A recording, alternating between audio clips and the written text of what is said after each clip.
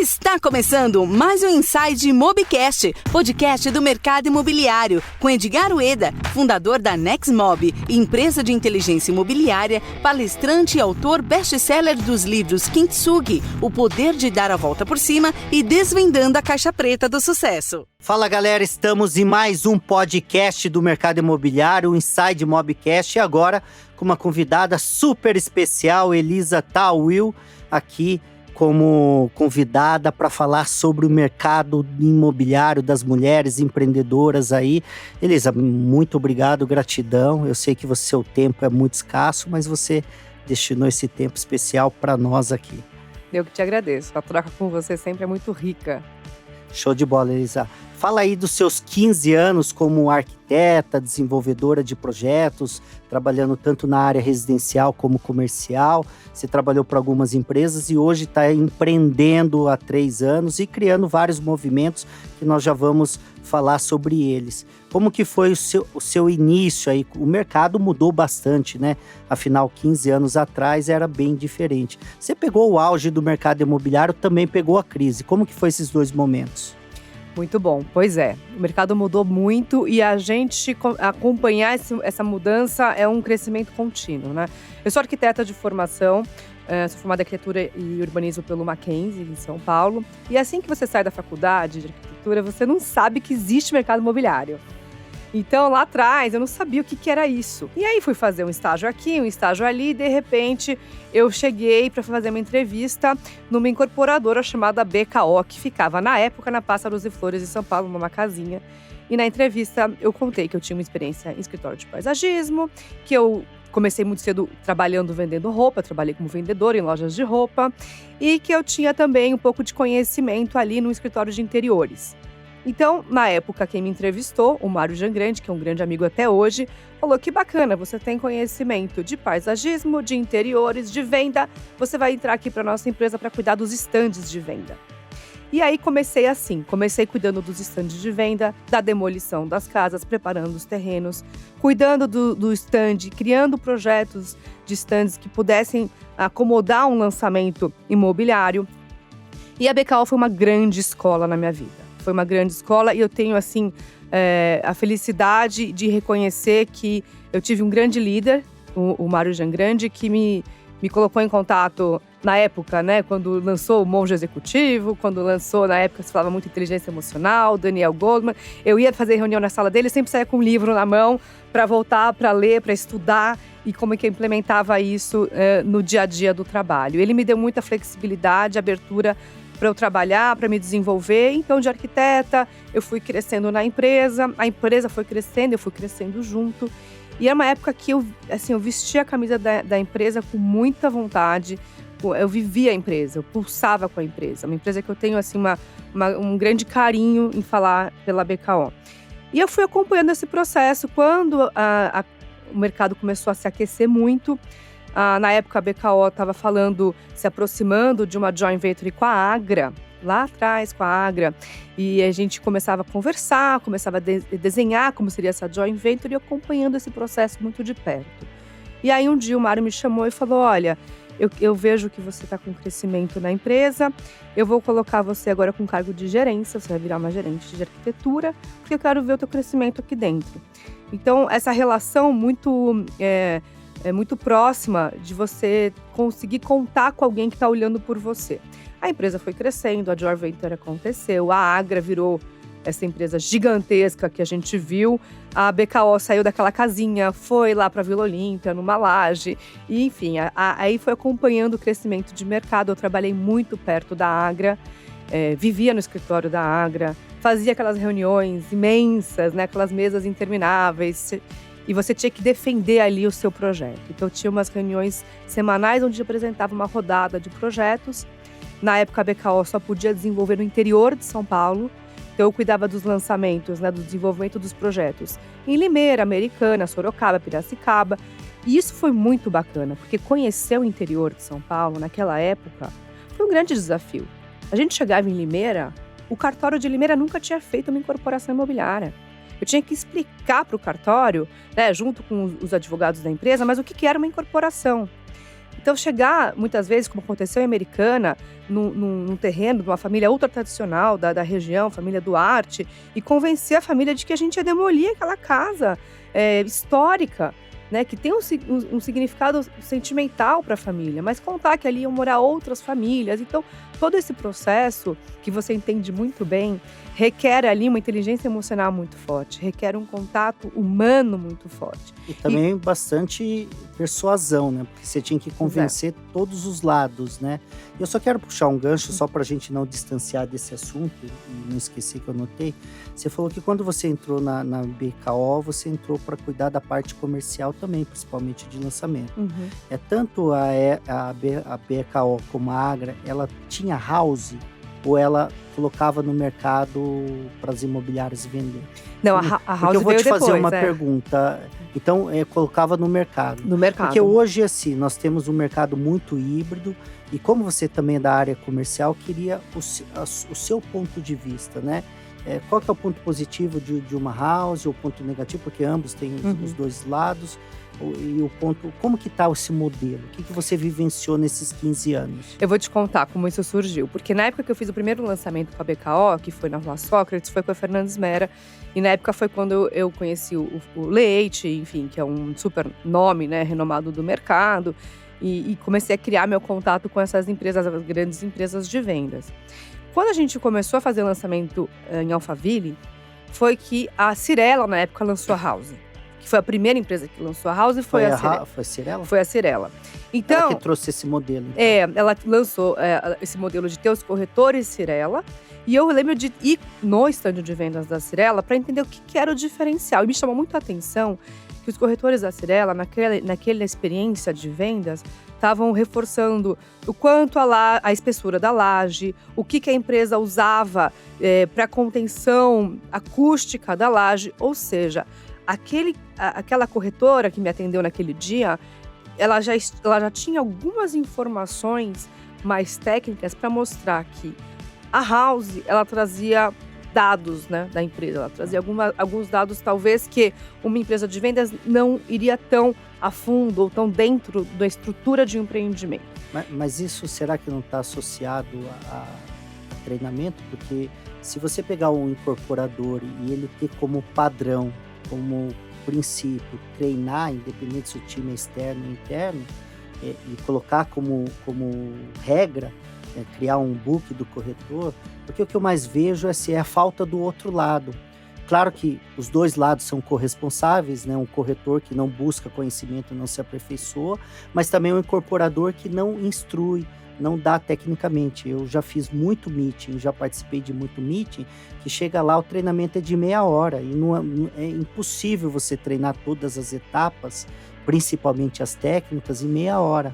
Então, é mais um motivacional, que está tudo bem, precisa ter um motivacional, mas é só isso. Então,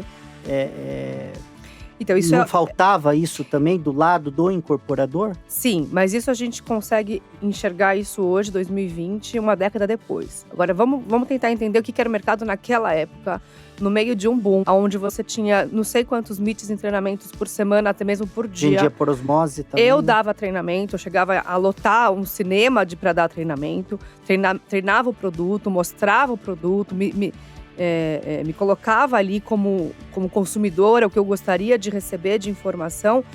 Porém, muitas vezes, e aí eu vou te falar o que eu aprendi vendendo roupa. Porque quando eu vendia roupa, eu tinha muito treinamento de vendas. Eu trabalhava em lojas de roupa feminina, enfim, roupas mais caras. Então, eu tinha que conhecer cada tecido que eu vendia. Qual a diferença entre um poliéster, uma seda, um algodão? Eu tinha que saber o tecido, eu tinha que saber a composição, eu tinha que saber como aquela peça caía no corpo, eu tinha que saber as combinações que eu tinha na loja. Mas esse era um estímulo seu ou seu patrão, ele exigia isso? Isso era o estímulo que aquela loja que eu trabalhava fornecia para os clientes. E aí é uma característica minha que eu tenho que trazer para cá. Os vendedores, né? Para os vendedores. Tá. Quando eu trabalhava como vendedora, quando você não está na vez, né? E não estava na minha vez de ser quem ia receber a cliente ou cliente na loja, eu ia pro estoque e ficava esperando.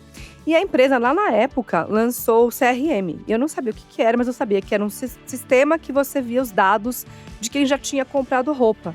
E eu comecei a analisar aqueles dados e falei, nossa, essa pessoa aqui comprou bastante. E a loja que eu trabalhava fazia consignação. Eu podia mandar a roupa, a cliente provava na casa dela, ficava com o que ela queria, pagava. Naquela época já tinha. Já tinha isso. Bacana. Bom, eu estudei o CRM inteiro, vi quem tinha um perfil de compra com maior frequência, quem comprava mais, e comecei a ligar para as clientes. E eu ia até ela e levava roupa. Então, mas esse é um comportamento seu. Não Então, era de todos. Todos os vendedores faziam isso? Não Então, era fazem. um comportamento seu. Sim. Esse é um grande aprendizado para quem está nos ouvindo, que esse estímulo, porque eu incentivo isso.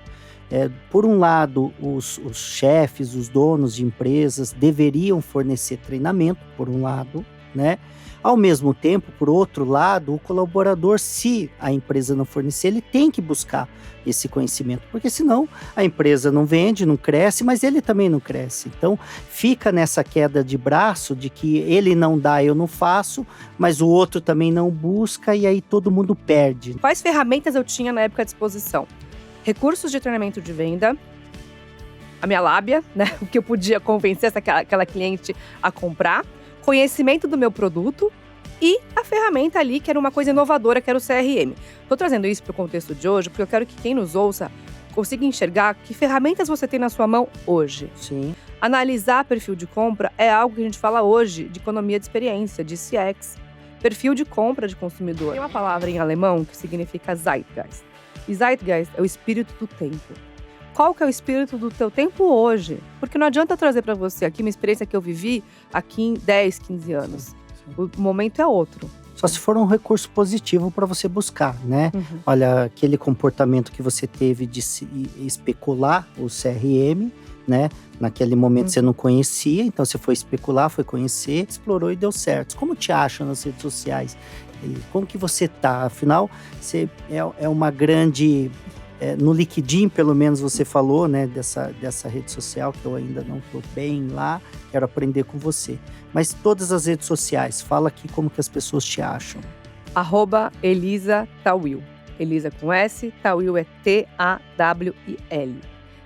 As minhas redes mais intensas, né, Instagram e LinkedIn. E olha que ela gera conteúdo o tempo todo. Eu acabei de dar uma entrevista no podcast dela. Esse podcast, ele fala desse movimento, né, Elisa, que você faz com as mulheres. A minha pergunta, por que você entrou? A gente já volta mais na parte técnica de incorporação, mercado imobiliário. Como temos 1 hora de bate-papo, vamos fazer essa montanha-russa aqui. Porque, primeiro, você criou esse movimento há 7 meses, mas por que você criou esse movimento? É uma necessidade, é uma visão que você teve? Falta as mulheres se unir? Porque é um movimento feminino, né? Eu criei um Mulheres Imobiliário há 7 meses. O meu acesso a esse universo de lideranças femininas, ele começou um pouquinho mais para trás, né? Eu tenho Vieses Femininos, que é meu podcast, já está há mais de 1 ano e meio no ar. Mas tudo começou quando eu resolvi empreender. Então, depois da BKO, eu fui para outras empresas. E quando eu estava na última empresa que eu trabalhei, que é uma multinacional, eu comecei a ter aquele incômodo na barriga, né? Que todo empreendedor tem, de falar, ué, por que eu tô vindo trabalhar aqui? O que tá fazendo sentido na minha vida hoje? Por que eu tô aqui deixando meus filhos em casa, ficando 15 minutos com meus filhos por dia, passando mais tempo dentro do carro do que com eles? O que está fazendo sentido nessa empresa para mim? E eu comecei a me questionar muito sobre isso. E comecei a olhar aquele mercado completamente em crise. E aí eu cheguei ao seguinte pensamento. Eu falei, nossa, eu tô aqui, eu sou uma gerente de desenvolvimento, uma gerente sênior de desenvolvimento, e eu não tenho nada para desenvolver. A empresa não tem o que desenvolver agora, está no meio de uma crise. E comecei a ligar para contatos, amigos de mercado. Eu tenho muitos amigos no mercado, muitos amigos que eu fiz nesse mercado, para saber, será que tá todo mundo assim? Será que tá todo mundo na calmaria? Porque eu sei que se alguém tá perdendo, alguém tá ganhando. Se alguém tá parado, alguém tá em movimento. Então eu pensei, quem será que tá aproveitando esse momento para desenvolver? E na minha concepção, uma incorporadora precisava ficar mais leve. Tá? Eu sempre olhei a viabilidade econômica, cuidava da viabilidade econômica dos empreendimentos, sabia quanto custava ali o custo fixo da empresa. Falei, poxa vida, se a empresa está me mantendo aqui, o empreendimento tem que ficar me pagando. Será que se eu não criar uma estrutura externa, né, um PJ, a empresa me contrata a hora que ela precisa. E quando ela não tem que desenvolver, ela não precisa me pagar. Eu olhei, talvez, com um olhar não contextualizado com aquele momento. E resolvi empreender. E resolvi abrir a minha empresa para oferecer justamente isso, oferecer uma terceirização do desenvolvimento imobiliário. E aí, Edgar, o que aconteceu foi o seguinte: eu nunca olhei a questão da mulher como sendo um diferencial dentro da empresa. Eu sabia que tinha gerente que fazia a mesma coisa que eu, ganhava mais, sabia. Mas eu estava ali olhando minha meta, batendo minha meta, ganhando meu salário, sendo feliz. A hora que eu saí, que eu empreendi, aí eu vi as dificuldades. Aí eu encarei realmente quais eram as dificuldades, inclusive com a sociedade que eu criei, que depois de 6 meses ela não continuou. E aí, depois que eu terminei minha sociedade, o meu marido, Mark Tawil, falou: olha, eu acho que você tem que se envolver com lideranças femininas. O que você passou foi muita coisa, foi muito difícil. Eu acompanhei aqui, tentei, claro, te dar o suporte que você precisou, mas o que você fez foi muito difícil, assim. Ele endossou aquela força daquele empreendedorismo e eu fui, então, entrar no Mulheres do Brasil, que é o maior movimento brasileiro, hoje internacional, da Luiz Helena Trajano. Quando eu entrei, na época, tinham entre 13 e 15 mil mulheres, hoje tem mais de 40 mil. E como tudo que eu faço, quando eu entro, eu quero ir a fundo, eu quero entrar realmente nas entranhas, né? Então, eu fui participar de pilar, fui participar de comitê, fazer reunião toda semana. Eu realmente entrei de uma forma bem ativa, bem presente no Mulheres do Brasil, no pilar de comunicação, cuidando de eventos. E foi aí que eu comecei a entender o que é esse movimento feminino, como que ele se manifesta, quais são as causas que ele está apoiando, por que é importante falar de ação afirmativa, por que é importante falar de cota e assim por diante. Eu fui ter mais conhecimento sobre isso. E aí, Edgar, que quando você tem conhecimento, você consegue identificar coisas que você passou no teu passado, na tua história, e você não sabia. Então, eu comecei a ver que eu tinha sofrido muito assédio moral em algumas empresas. Mas eu não sabia, porque na época eu não tinha o conhecimento para identificar que aquilo era um assédio moral. Hoje eu sei. Olhar e falar, poxa vida, aquilo foi um assédio moral, na época eu não consegui identificar. Então, é isso. Bom, enfim, aí eu fui me especializar em liderança para mulheres, me formei em liderança Shakti, que a gente pode falar disso também mais pra frente. E foi aí que eu olhei para o mercado imobiliário e falei, caramba, esse mercado está precisando discutir esse assunto. Está faltando esse tema no nosso setor. E aí, o que eu fiz? Eu fiz um PowerPoint. Para mim mesma. Um PowerPoint com dados, com fotos, com referências, com mulheres que eu achava que representavam o mercado. E guardei esse PowerPoint lá nos meus arquivos. E ele ficou guardado 1 ano. Até que eu recebi uma mensagem no LinkedIn de uma pessoa que ouviu um post meu, um post que eu fiz um vídeo, e ela falou, olha, eu sou do Rio de Janeiro, eu trabalho há 10 anos na MRV, eu tô indo para São Paulo e eu quero um café com você. Eu falei, tá bom, vou tomar um café, eu faço mentoria para mulheres, dou bastante mentoria para mulheres, eu falei, olha, vou tomar um café, eu fui com aquela cabeça de, uma mentoria e tal. 2 horas de café depois eu falei, Renata, eu vou te oferecer 2 coisas depois desse café. Um abraço e a proposta de a gente começar um movimento de mulheres no setor imobiliário. Você topa? E foi assim que começou. Show de bola, show de bola. Eu quero fazer aqui alguns aditivos adendo.